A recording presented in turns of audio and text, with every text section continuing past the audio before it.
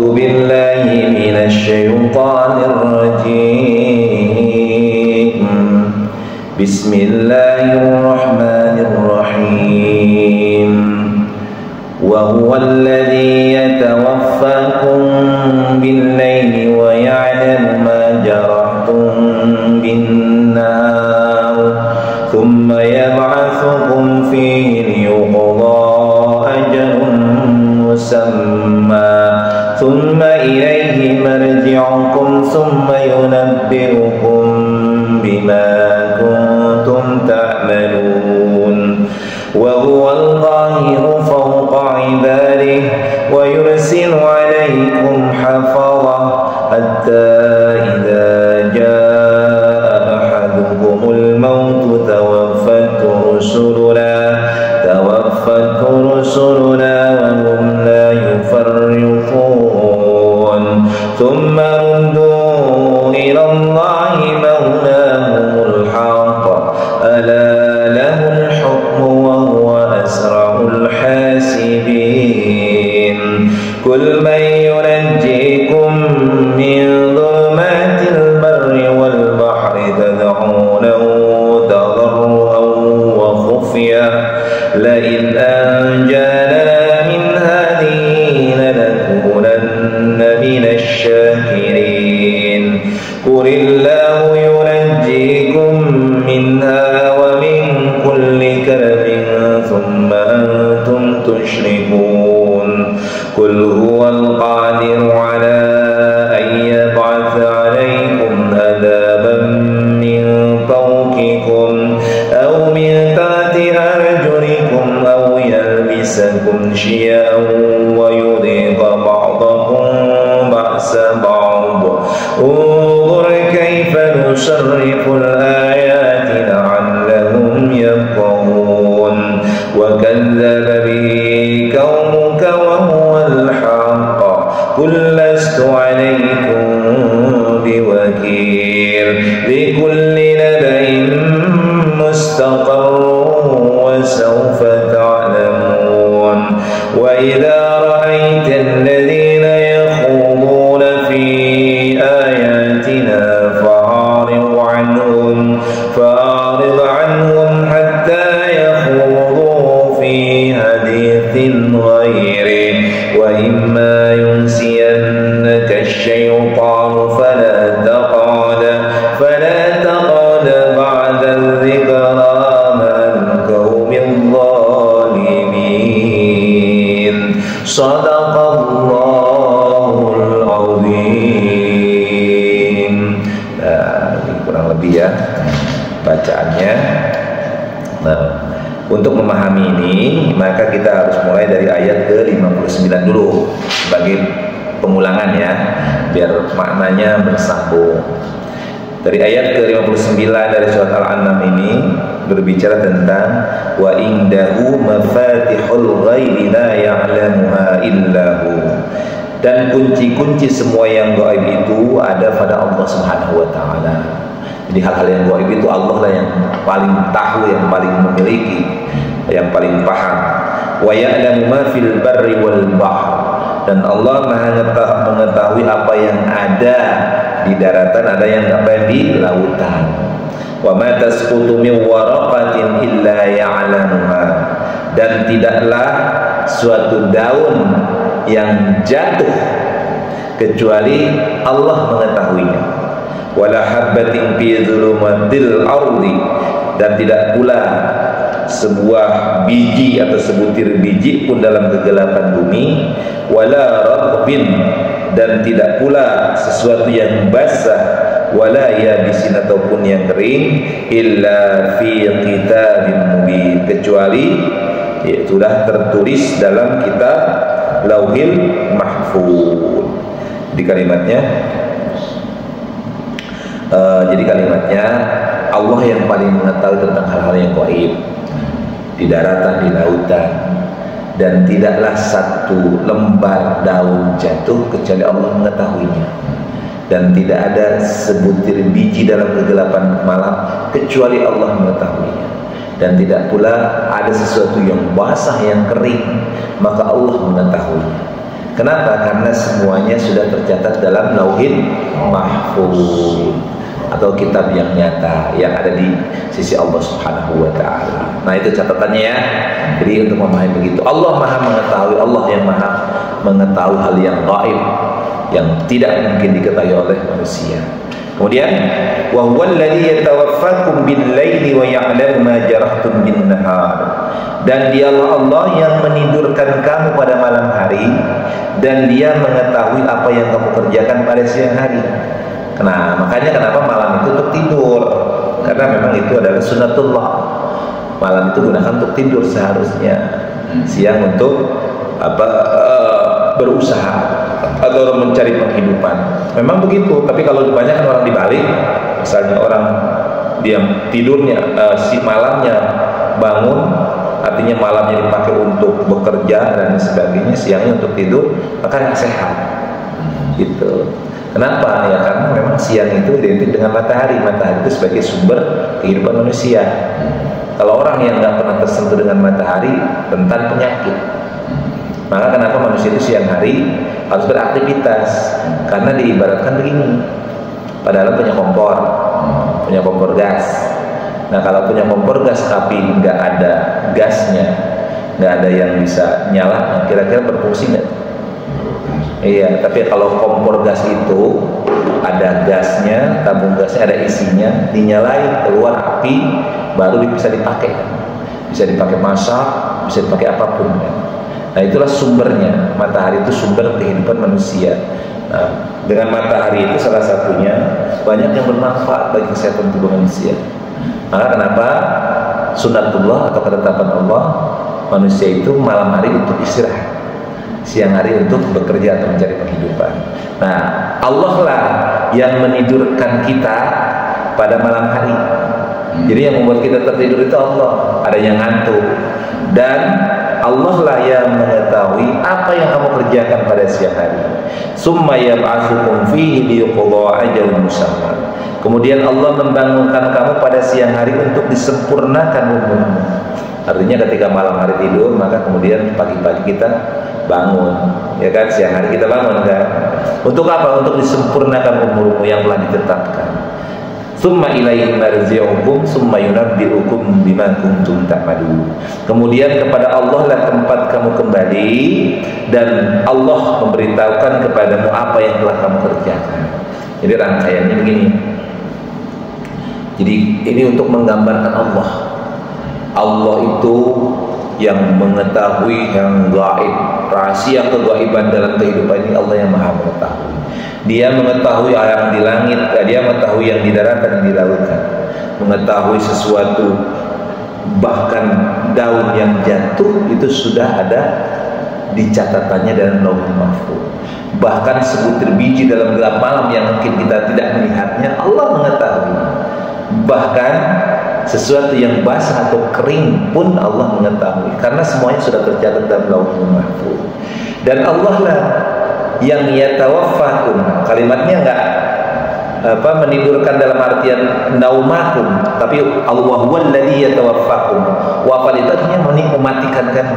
Dan dialah Allah yang mematikan kamu pada malam hari. Maka karena tidur itu adalah mati sesungguhnya. Jadi ketika seseorang tidur itu ruhnya keluar. Tapi diibaratkan ruh keluarnya itu bagaikan kita nerbangin layang-layang. Tahu nggak layang-layang pada nah, jadi si layang-layangnya ruh itu keluar, tapi masih ada ikatan benang. Itu bedanya orang mati yang dalam kondisi tidur dengan orang yang mati beneran. Jadi orang tidur itu orang mati hakikatnya. Kenapa? Karena ruhnya keluar. Makanya kalau sedang tidur ngaco tuh, mimpinya kemana-mana. Bisa kemana, bahkan sesuatu yang di masa lalu atau sesuatu yang janggal, yang aneh, itu akan ada dalam mimpi gitu. Ya kan? Kenapa? Karena ruh kita keluar, berkelana melayang kemana-mana. Nah, makanya kalau kita tidur itu disunahkan kita berdoa dulu agar ketika ruh keluar dari jasad kita itu ditamengi dengan kebaikan, tidak diganggu oleh setan. Makanya, maka ruh itu keluar. Nah, ada pun orang yang tertidur nanti ketika terbangun dikembalikan lagi, ibarat orang narik layang-layang tadi. Jadi di kepala sampai dibalik lagi ke tubuhnya. Nah, kalau orang yang mati, dia keluar nggak lepas karena ikatannya sudah seperti layang-layang putus. Ya udah nggak tahu ikutin angin, gitu kali ya. Jadi kalau ada orang yang tidur itu hakikatnya dia mati. Nah, Allah lah yang menidurkan kamu ya pada malam hari, dan Allah pula mengetahui apa yang kita lakukan pada siang hari. Kemudian ketika Allah pula lah yang membangunkan kita. Makanya kenapa kadang-kadang ya, kalau kita udah kebiasaan bangun jam setempat, itu nggak perlu beker, badan tuh bangun. Nah, hakikatnya yang membangunkan itu Allah. Atau bisa jadi tiba-tiba jam setempat pengen kencing. Nah, itu hakikatnya Allah yang membangunkan kita, gitu. Jadi Allah lah kemudian yang membangunkan kamu pada siang hari untuk disempurnakan umurmu yang telah ditetapkan. Jadi Allah itu sempurnakan umur kita hitungannya. Satu hari, saya pada umur berapa tahun? 60 tahun. 60 tahun itu ada berapa hari? Satu tahun ada 360 hari misalnya kan. Nah, satu hari itu berarti umur padaran tinggal kali 60. 360 kali 60 ya kan, tinggal hitung aja 6 berapa tuh, 66 36 ya kan, 6 kali 3 18 21 2100 iya 2100 hari, bukan 2000, 21.000 ya kan 60 tahun kan. Nah, kalau 6 tahun baru 2000. Kalau 2100 tahun ini, kalau padahal itu umurnya 21.000 hari. Nah, itu satu hari itu disempurnakan sama Allah. Hari 12 jam. Nah, satu hari 24 jam, 24 jam. Satu malam biasanya itu 12 jam. Tapi kan enggak, kalau kita kan malam itu nggak perlu 12 jam, kita cukup 6 jam aja istilahnya. Kemudian kepada Allah tempat kembali kita.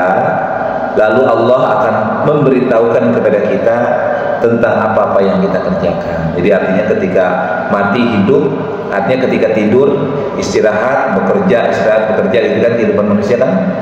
Kalau malam istirahat, siang bekerja, kan gitu. Ini yang simpel-simpel aja. Tapi kemudian nanti ada yang mati beneran gitu.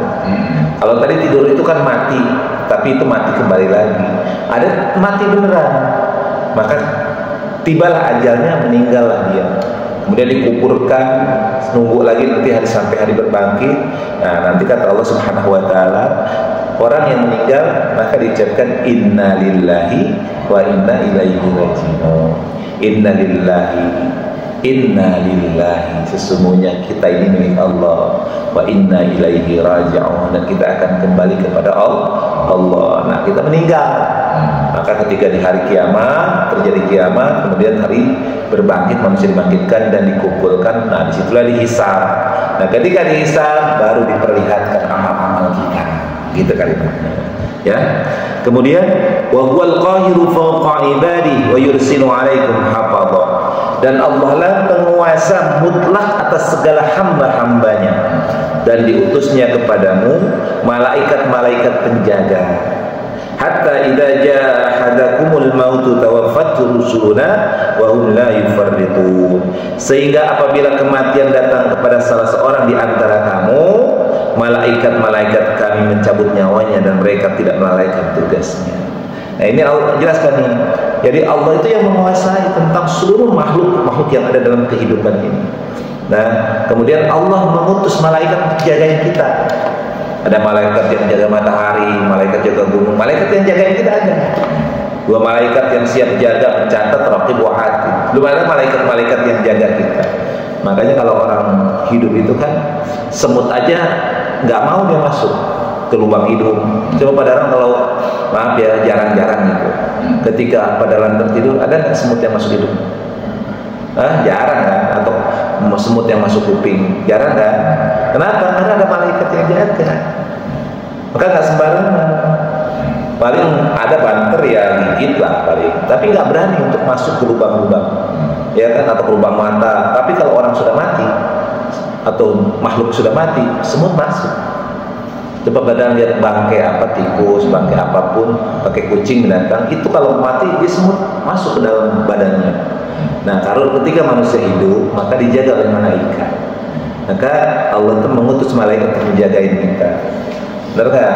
Bisa jadi kita bisa terhindar dari apapun disebabkan dengan penjagaan malaikat dan ketetapan Allah. Sehingga apabila kematian datang kepada salah seorang di antara kamu, nah kalau waktu kita sudah datang, malaikat Israil datang tuh. Tanpa bisa ngelak kita, matinya banyak caranya. Bisa mati di tempat tidur, bisa mati dalam perjalanan, bisa mati dalam bekerja, macam-macam kematian, kan? Ada orang meninggal kamar mandi, ada nggak? Ada orang di rumah sakit mati nggak? Ada orang yang ketabrak, banyak. Ada orang yang meninggal tiba-tiba cungkel aja. Ada yang meninggal dalam keadaan sujud, ada yang meninggal ketika baca Al-Quran, macam-macam kan? Jadi kematian itu tidak ada yang mengetahui. Bahkan tempatnya mati pun kita nggak tahu, caranya mati pun kita nggak tahu. Makanya untuk itu kita harus mohon kepada Allah senantiasa dalam keadaan husnul khatimah, dalam keadaan akhir yang baik. Itu maksudnya. Jangan sampai kita mati dalam keadaan su'ul khatimah, dalam keadaan maksiat, dalam keadaan berbuat dosa. Nauzubillah min dzalik, ya. Nah gitu. Lanjutkan. Kemudian tsumma ruddu ila Allahi maulahumul haq ala lahul hukmu wa huwa asra'ul hasidin. Kemudian mereka hamba-hamba Allah dikembalikan kepada Allah, penguasa mereka yang sebenarnya. Ketahuilah bahwa segala hukum pada hari itu ada pada Allah, dan dialah pembuat perhitungan yang paling cepat. Jadi orang mati tadi kan sudah dicabut oleh malaikat Israel, maka dikembalikan kepada Allah. Tergantung nanti jenis pengembaliannya, tapi hakikatnya semua dikembalikan kepada Allah. Kalau orang yang baik maka dicatatkan registrasi di Iliyin namanya, registrasi di langit ketujuh, padalah ahli surga. Nah ketika orang meninggal itu ruhnya di bawah tuh. Jadi padahal misalnya meninggal, dicabutlah oleh malaikat Israel. Ketika padahal husnul khatimah, ahli surga, maka yang datangnya malaikat-malaikat cakep, wangi. Jadi tampan rupawan fisiknya dan rupanya, wangi semerbak penuh dengan kenikmatan baunya, aromanya. Maka dibungkuslah kita dengan kain yang sangat wangi, ruh kita dicabut pelan-pelan, pelan-pelan malaikat Israel menyambutnya, pelan-pelan, sehingga hati-hati dikelilingi malaikat-malaikat yang senyum menyambut kita, salam-salam. Masukkan ke dalam kain itu ruh kita, lalu dibawa ke langit 1, 2, 3, 4, 5, 6, 7 sampai ke langit ke-7 didaftarkan. Nih si Fulan nih ruhnya ya ahli surga, namanya Pak Darlan bin Fulan. Udah, nah setelah dicatat, dibawa lagi oleh malaikat Israel tadi, kemudian dikembalikan lagi kepada jasadnya. Jadi dikembalikan lagi ke bumi, maksudnya bukan artinya dihidupkan kembali, tapi dikembalikan lagi ke bumi, nanti ditempatkan di tempat yang tertentu, tapi bukan dalam arti dunia tanah kita. Tapi ada tempat khusus yang beda dimensi. Kayak padahal nonton TV, nonton siaran sepak bola langsung. Sepak bola itu adanya di Amerika atau di Inggris misalnya. Kita bisa melihat langsung kan, tapi kita nggak bisa berbuat apa-apa, cuma nonton doang. Kenapa? Karena beda dimensi. Nah itulah ruh yang sudah meninggal. Ruh yang meninggal itu ada di dunia juga, ada dalam dunia tapi dalam dimensi yang berbeda, ruang waktu yang berbeda. Nah bisa jadi ruh-ruh itu menonton kita, bagaikan kita menonton sepak bola gitu. Tapi nggak bisa berbuat apa-apa, karena dia pun hanya bisa berdiam saja menunggu keputusan Allah. Nah nanti disimpanlah di alam barzah namanya. Alam barzah itu alam pembatas antara dunia dan akhirat. Nah, namanya alam barzah. Alam kubur mah namanya tempat manusia dipendam jasadnya, tempat kubur. Apakah manusia dikubur? Ya sunatullahnya begitu. Tapi bagaimana manusia yang mati tidak dikubur? Apakah dia tidak akan apakah dia masih ada? Ada tetap. Itu di alam barzah tetap. Cuman hakikatnya kebiasaan orang meninggal kita dikubur di tanah. Kenapa? Biar nggak bau. Kalau manusia nggak dikubur misalnya, atau dibiarkan geletak gitu kan bau, bisa jadi penyakit. Maka jasad manusia ini kan dari tanah, maka dikembalikan ke tanah agar tidak menjadikan darurat atau membuat orang madorot gitu. Nah, boleh nggak dibakar? Ya boleh-boleh aja, nggak ada masalah sebenarnya, tapi nggak nyunah namanya. Artinya tidak sesuai dengan perbuatan para nabi, para rasul, itu kalimatnya. Boleh nggak dibakar? Boleh nggak kemudian kayak maaf ya, misalnya agama-agama bukan Islam yang dibakar kan, buat abu gitu kan, di acara pembakaran gitu. Boleh nggak begitu ya? Boleh-boleh aja sebenarnya, karena inti esensinya kan biar tidak ada kemudian jadi penyakit bagi orang lain. Gitu. Karena kan bahaya tubuh ini. Fisik manusia yang sudah mati itu kan sama aja bangkai kan bahaya. Maka boleh, tapi nggak nyunah namanya, tidak beretika dalam bahasa kita. Kan kita harus memperlakukan orang meninggal itu dengan baik. Maka kebiasaan dalam Islam itu biasa dari mulai zaman Nabi Adam, ketika Qabil dan Qabil itu kan si Qabil itu kan ya mematikan, membunuh si Habil, ya kan? Habil dibunuh oleh Qabil, kemudian dipendam dengan arahan daripada Allah yang melalui burung gagak itu, atau burung gagak itu yang menggali-gali tanahnya, hingga kemudian ngikutin seperti itu cara menguburkan sampai sekarang gitu. Tapi intinya orang yang meninggal di alam barzah. Alam barzah itu raudhah min riyadil jannah. Sebenarnya bukan alam kuburnya, hakikatnya itu luasnya itu. Jadi alam barzah. Tapi kebanyakan kalau kita menggunakan semoga alam kuburnya dilapangkan, diluaskan, ya karena bukan alam kubur maksudnya di kuburan itu, bukan, tapi di alam barzahnya, alam qabriyah, kuburan itu. Jadi makbur, ada makbur qabr, ya, alam yang tempat dia menunggu, maka mudah-mudahan dilapangkan seperti taman-taman surga, bukan seperti di tempat penjara yang sempit yang bau, agar tidak menderita. Gitu kan kita doa gitu. Ya Allah, terimalah amal ibadahnya, ampunkanlah segala dosa-dosanya, dan tempatkanlah di sisimu, di taman-taman surgamu. Artinya di kuburnya lapangkan, luaskan, gitu. Artinya tempat dia menanti dan menunggu sampai batas waktu dibangkitkan, semoga dilapangkan dan diluaskan. Nah ini ya, jadi summa rudu ilallahi maulahumul haq. Kemudian ruh itu dikembalikan kepada Allah yang pemilik sesungguhnya. Ala lahul hukmu wa asrarul hasibin. Ketahui bahwa segala hukum pada hari itu ada pada Allah, dan dialah pembuat perhitungan yang paling cepat. Jadi Allah menghitung manusia itu cepat banget. Ya, nanti cepat itu dalam artian cepat dan akurat. Karena bagi Allah kan gampang. Kita aja kalau ngitung pakai kalkulator sama ngitung di coret-coret cepatan mana? Padahal kalau ngitung di komputer sama di kalkulator cepatan mana? Komputer, tinggal masukin data, pencet, keluar hasilnya. Ya, Allah itu maka cepat. Kemudian Qul may yunajjikum min dhulumatil barri wal bahri tad'unahu tadarruan wa khufya. Katakanlah wahai Muhammad sallallahu alaihi wasallam, siapakah yang dapat menyelamatkan kamu dari bencana di daratan dan di lautan? Ya. Jadi katakanlah wahai Nabi Muhammad, siapakah yang dapat menyelamatkanmu dari bencana di darat dan di laut? Ketika kamu berdoa kepadanya dengan rendah hati dan dengan suara yang lembut. Jadi kan kadang-kadang orang kalau dalam ditimpa bencana kan suka doa kepada Allah. Misalnya padahal punya tiba-tiba diuji dengan bencana, kan pasti doa kepada Allah, ya Allah. Atau orang dalam perjalanan kemudian tiba-tiba mobilnya mau kecelakaan, kan kita tiba-tiba ya Allah, ya Allah, selamat, astagfirullah. Atau ada bencana, tiba-tiba ada petir, badai gitu kan. Nah, kita akan bertolong kepada Allah, ya Allah, selamatkan ya Allah, ya Allah. Nah, siapa yang akan menyelamatkan itu ketika terjadi hal tersebut? Maka itulah Allah, gitu kan. Kemudian la in anjana min hadhihi lanakunanna minasyakirin. Dengan mengatakan sekiranya dia menyelamatkan kami dari bencana ini, tentulah kami menjadi orang-orang yang bersyukur. Kan begitu orang pengen selamat dari bencana itu, dia mohon kepada Allah dan dia berjanji kalau saya selamat, saya akan menjadi hamba Allah yang baik, yang bersyukur. Nah gitu. Kemudian Qulillahu yunajjikum minha wa min kulli karbin tsumma antum tusyrikun. Katakanlah wahai Muhammad SAW, Allah yang menyelamatkan kamu dari bencana itu dan segala macam kesusahan. Namun kemudian kamu kembali mempersekutukannya. Nah itu sifat manusia itu.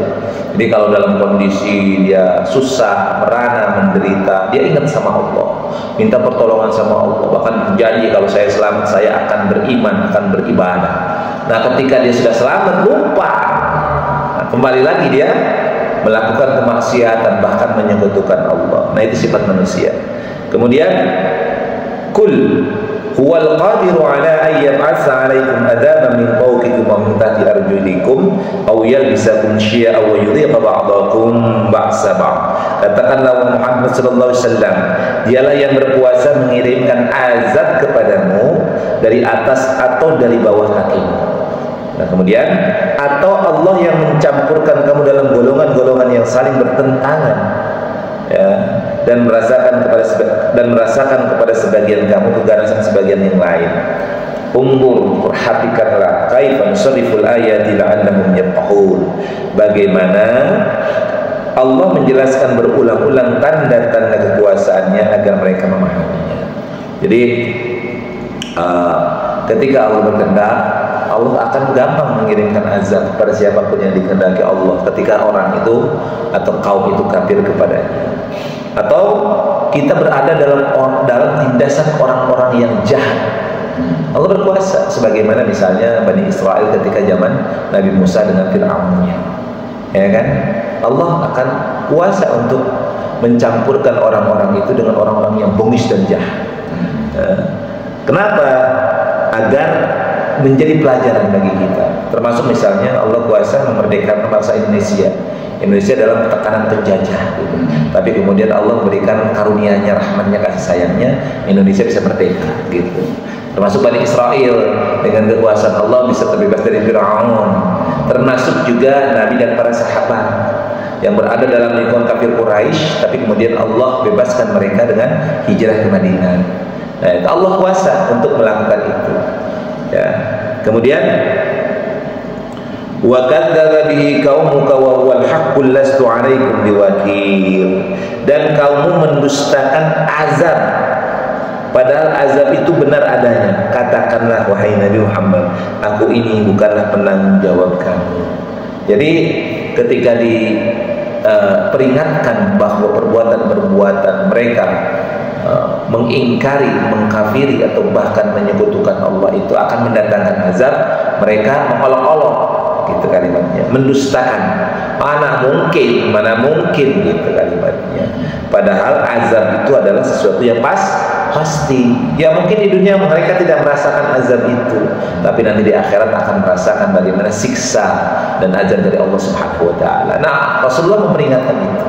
Kalau kamu kafir, mungkin kamu di dunia ini kamu selamat, mungkin kamu kaya di dunia ini, sukses kamu, tapi azab Allah yang sesungguhnya ada pada kehidupan akhirat kamu. Nanti kamu di akhirat, orang lain dapat nikmat surga, kamu digiring ke neraka. Nah, itu azab yang sesungguhnya, dan itu abadan abada, itu langgeng dan abadi. Kemudian likulli naba'in mustaqarru wa sawfa ta'lamun. Setiap berita yang dibawa oleh Rasul ada waktu terjadinya dan kelak kamu akan mengetahuinya.